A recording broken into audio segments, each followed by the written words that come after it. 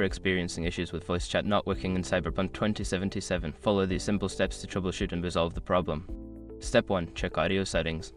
Go to the game's audio settings and ensure that voice chat is enabled. Verify that the input and output devices are correctly selected and that the volume levels are appropriate. Step 2. Verify system settings.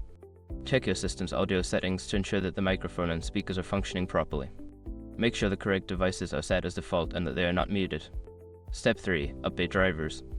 Ensure that your audio drivers are up to date.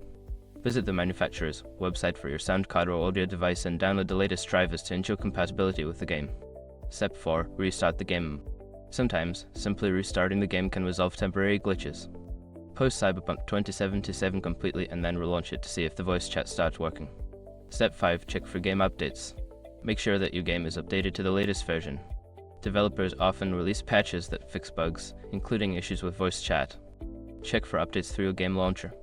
By following these steps, you should be able to resolve any voice chat issues in Cyberpunk 2077. If problems persist, consider reaching out to the game support team for further assistance.